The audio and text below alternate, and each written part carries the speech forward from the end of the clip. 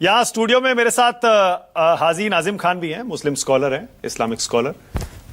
आपका क्या रिएक्शन है ये जो साध्वी प्रज्ञा और कर्नल पुरोहित छूटे हैं?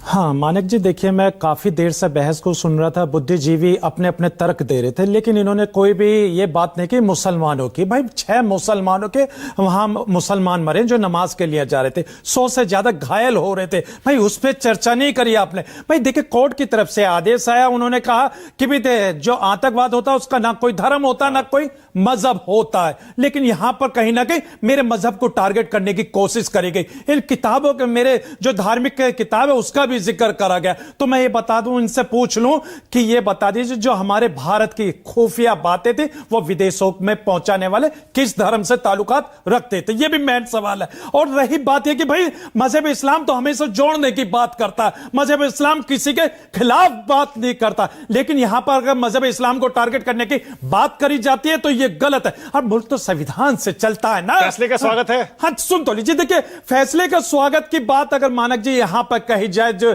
जिस तरीके से अभी 12 जो मुस्लिम थे, अभी बात हुई थी ना मुंबई ब्लास्ट की। हाँ मुंबई ब्लास्ट की। मैं अगर मुंबई ब्लास्ट कहते तो सामने एकदम कहते भाई आपने साध्वी प्रज्ञा के बारे में क्यों नहीं कहा, इसलिए मैंने कहा मुंबई ब्लास्ट की बात हुई तो वहां पर तो सरकार बहुत जल्दी पहुंच जाती है, क्योंकि उनको पता है कि वो सामने वाले मुस्लिम हैं। लेकिन यहां पर जिस तरीके की साध्वी प्रज्ञा यहां से बरी हुई है, तो यहां पर स्टैंड हम ये देखना चाहते हैं सरकार का वही होगा जो मुस्लिम समुदाय के लिए हुआ, मुंबई ब्लास्ट के लिए या मालेगांव ब्लास्ट के लिए भी। एक इंपॉर्टेंट बहुत बात निकल के आ रही है, भाई मुसलमान को आप आतंकवादी मान समझो, क्योंकि ये वही मुसलमान है जो इस मुल्क में अपने आप को निछावर कर देता। अभी पहलगांव के घटना का जिक्र हुआ था। देखिए पहलगांव के घटना जो घटी वो हम लोगों को बड़ा दुख था, क्योंकि वो इंसान की शक्ल में जो मारने वाले थे वो हैवान थे मानक जी। लेकिन मैं देखिए ये कहता हूं कि बचाने वाले इंसान की शक्ल में मुसलमान थे। भाई उन्होंने भी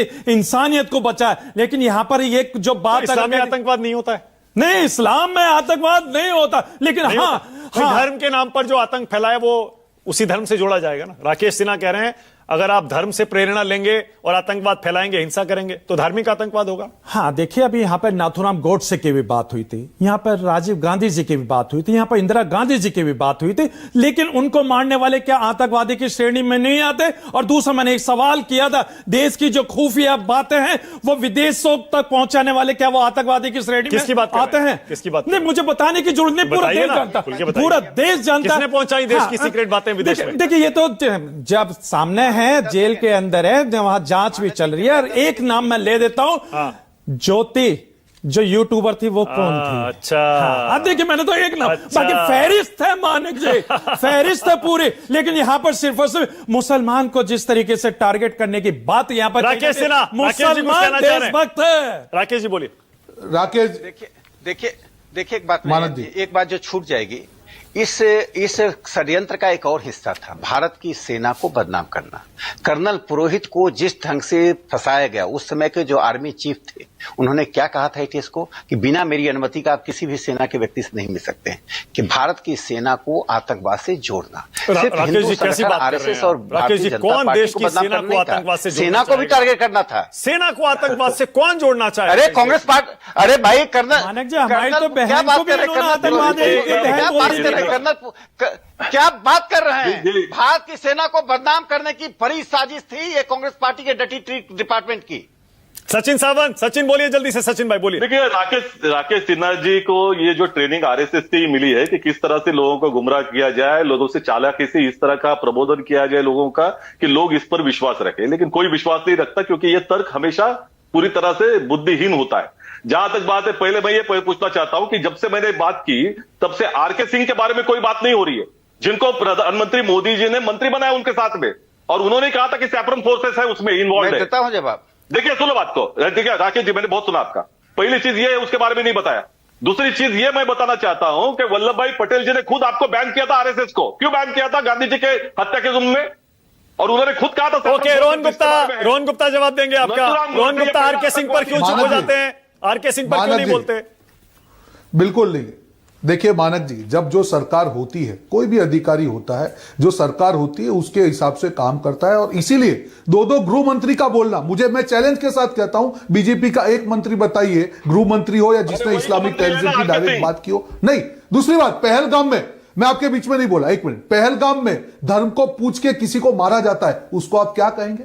और तीसरी बात, यहां पे कई जो अपने आप को विशेषज्ञ कह के बैठते हैं, एक बार भी उन्होंने भगवा आतंकवाद बोलने वाले कांग्रेसी नेताओं का यहां पे क्रिटिसिज्म नहीं किया। आप जनता भाषण दे सकते हैं, पर आप देखिए ना हिस्ट्री क्या बोलती है। आशुतोष, 30 सेकंड्स, टाइम खत्म हो रहा है। पर मानक जी, जो एविडेंसेस आते हैं, उससे ये दिख रहा है कि कहां धार्मिक सोच में कट्टरता को पनपिया जाता है। और हिंदू धर्म में कभी मानसिकता नहीं है, हिंदू कभी भी नफरत नहीं करता है, ये कहना। मानक, और मानक, मेरे सामने आरके सिंह का बयान है, जो मंत्री हैं।